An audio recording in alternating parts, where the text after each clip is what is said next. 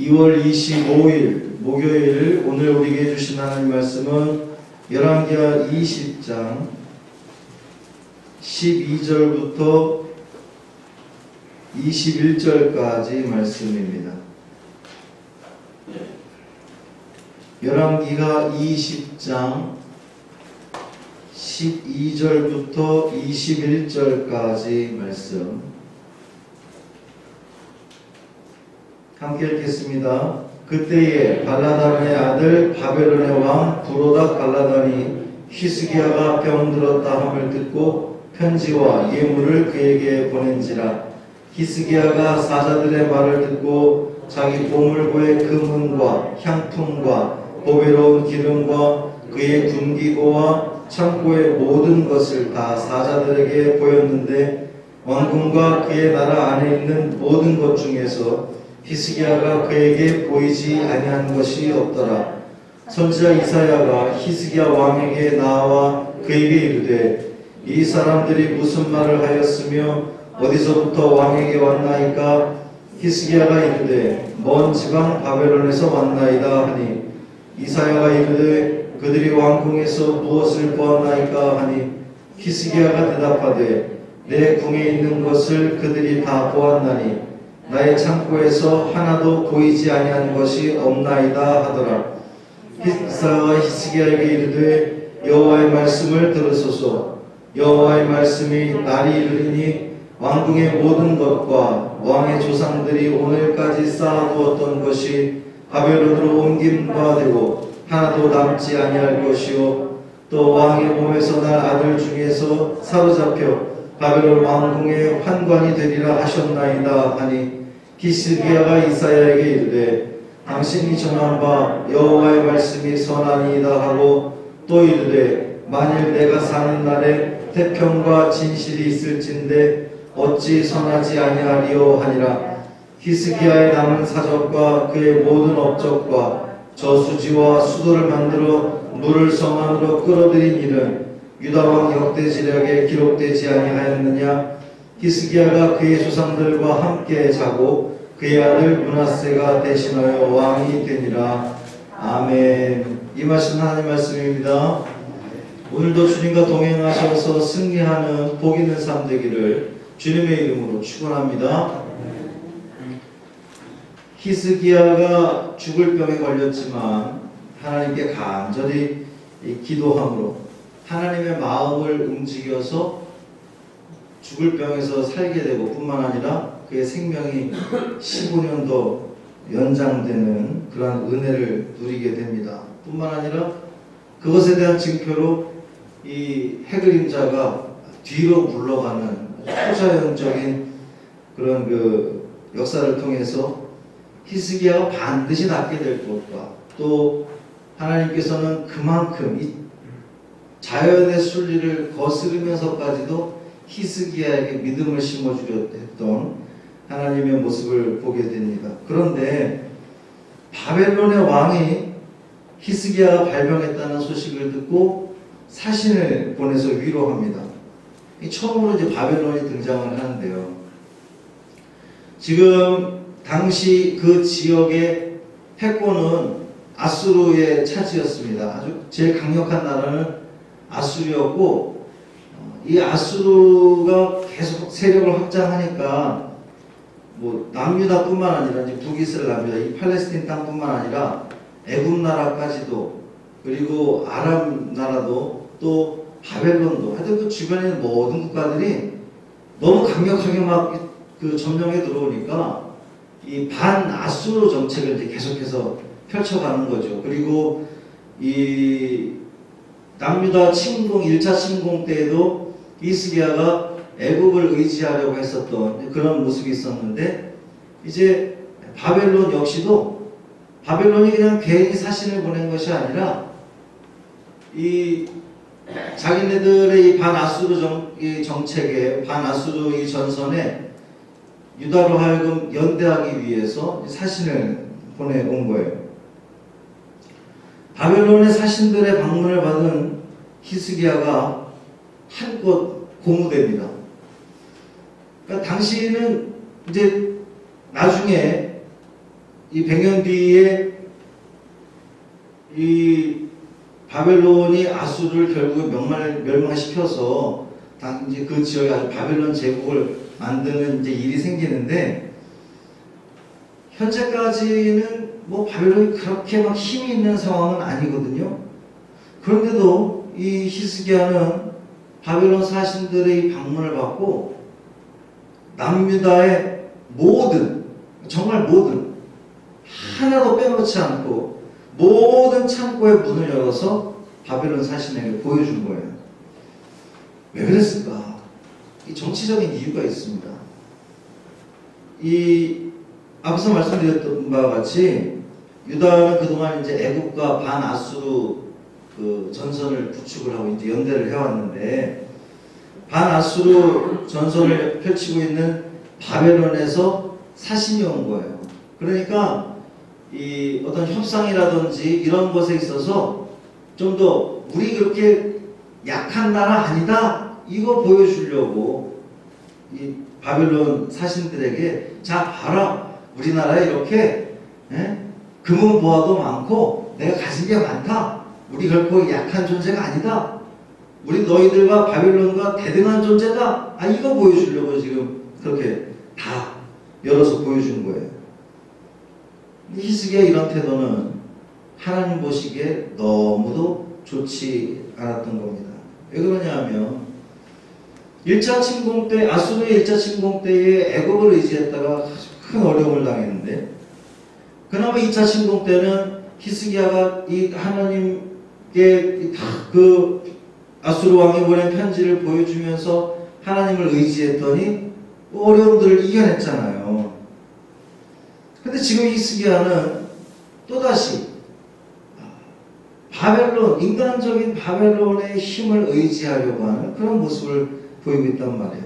하나님께 전적으로 다 맡기고 기도했어야 되는데 세상 나라의 힘을 빌려 했던 거죠.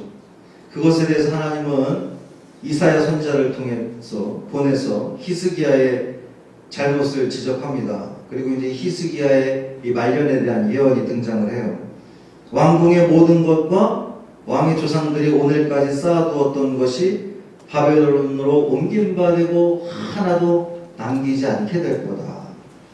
이 왕궁의 모든 것이라고 하면 왕궁 안에 있던 뭐 금은 보화뿐만 아니라 신하들을 포함한 사람들까지 다 포함하는 거예요.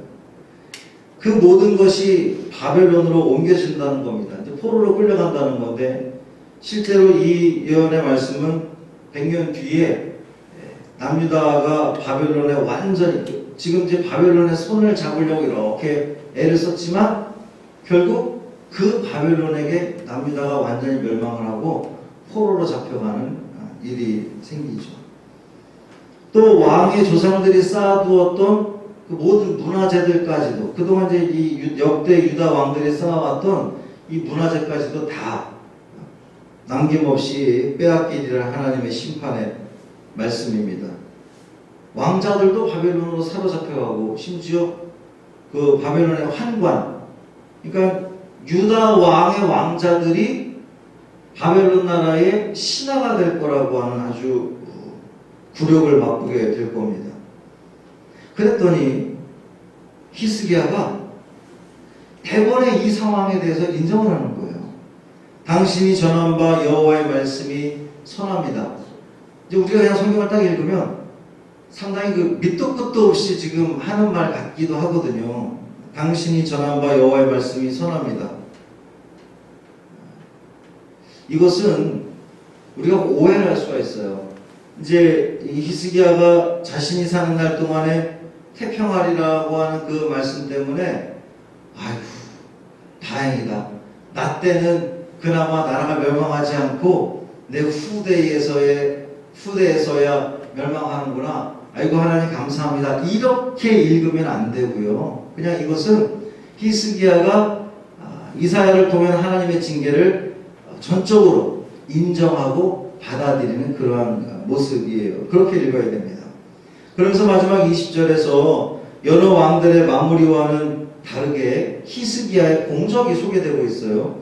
저수지와 수도를 만들어서 물을 성 안으로 끌어들인 일을 아주 대단한 업적으로 소개하고 있습니다. 이것은 정말 말 그대로 대단한 업적이었어요.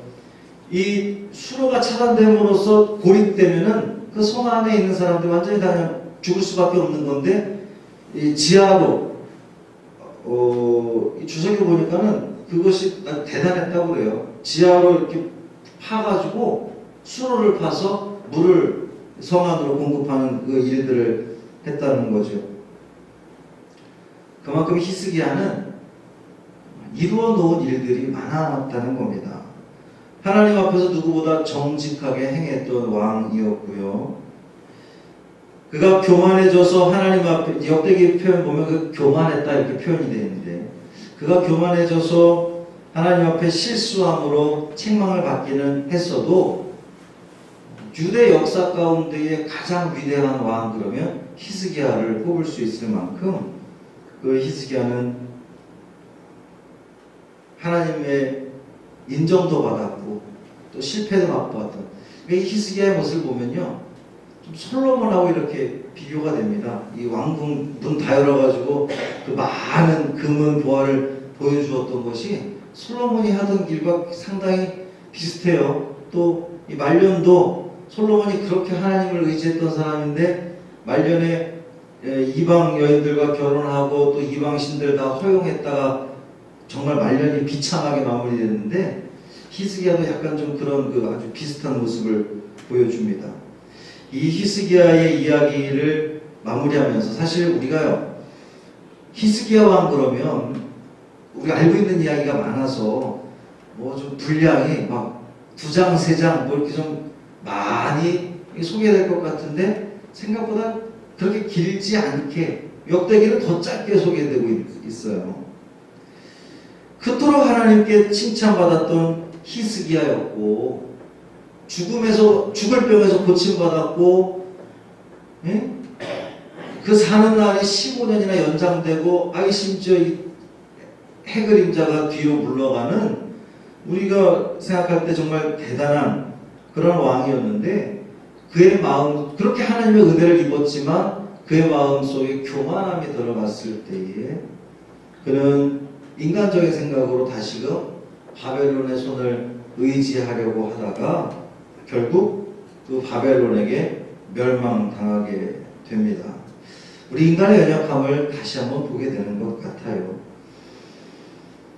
하나님께서는 죽을 병에서 그를 고쳐주시고 생명을 연장시켜주시고 주변국들까지 아수르의 침공까지 다 막아주시는 은혜를 베풀었음에도 불구하고 그 마음에 교만이 들어가니까 또 그 교만함이 또 아이러니하게도 그게 불안감이 형성이 되고, 그래서 하나님을 전적으로 의지하기보다는 세상의 힘을 의지하려고 하는 그 모습을 통해서 아주 그의 신앙이 속절없이 무너지는 것을 우리는 보게 됩니다.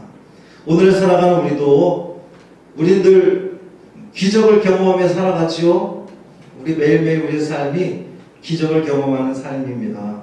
하나님의 은혜를 체험하며 살아가고 있는데 또 위기가 닥치면 언제 그랬냐는 듯이 다 이렇게 무너지는 연약한 우리들의 모습입니다. 그럴 때에 즉시로 주님 앞에 회개하시고 하나님만 바라보시고 주님의 긍휼하심 속에 참 평강을 누리는 우리 모두의 삶 되기를 주님의 이름으로 축원합니다. 살아계신 아버지 하나님 감사합니다. 오늘도 이 새벽에 우리를 깨워주시고 주의 성전에 나와 하나님께 간절히 기도하며 또 말씀으로 이하를 시작하게 하시니 고맙습니다. 또 우리 많은 성도들이 비록 성전에 나오지 못했지만 가정에서 또 출근길에 혹은 또 퇴근길에 이 말씀을 묵상케 하시니 감사를 드립니다. 그토록 하나님의 은혜를 입었고 하나님을 참 잘 섬겼던, 하나님 앞에 정직하게 행했던 히스기야였음에도 불구하고 그의 마음에 교만함이 들어갔더니 이렇게 무너지는 모습을 보게 됩니다. 우리의 연약한 믿음을 주님 긍휼히 여겨 주옵시고 든든한 단단한 믿음 되게 하여 주옵소서. 어려움이 닥쳤을 때에 세상 것 의지하고 세상 바라보는 것이 아니라 하나님만 바라보게 하시고 하나님을 의지하는 우리가 되게 하여 주옵소서. 알면서도 불구하고 매번 그렇게 자꾸만 실패하는 우리들의 신앙이었음을 주님 앞에 고백합니다. 주여, 오늘도 우리를 붙들어 주시고 주님을 향해서 들었던 이 시선이 흩어지지 않도록 도와주시고 오직 하나님을 바라보며 하나님을 의지하며 주님 손 붙잡고 나아감으로 우리 삶에 그 닥쳐지는 모든 환난과 어려움들을 주님이 주시는 힘 가지고 능히 이겨내며 감당하는 믿음의 성도들 되게 하여 주옵소서. 우리 주 예수 그리스도의 이름으로 간절히 축복하며 기도합니다. 아멘.